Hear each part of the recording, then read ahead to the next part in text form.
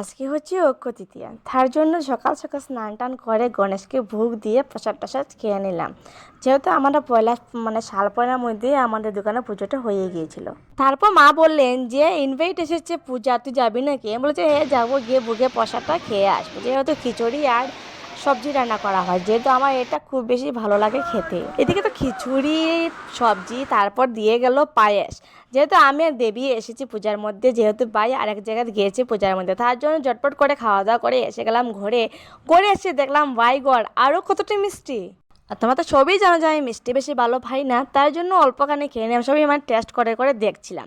এদিকে ভাই আমাকে এনে দিয়েছিল, বলেছিল যে আমার জন্য তুই খিচুড়ি আনিস না, আমার লাড্ডুটা দিয়ে দে।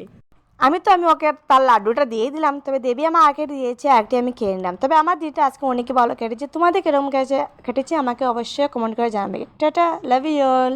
সে ভালো থাকো, সুখে থাকো, সুস্থ থাকো।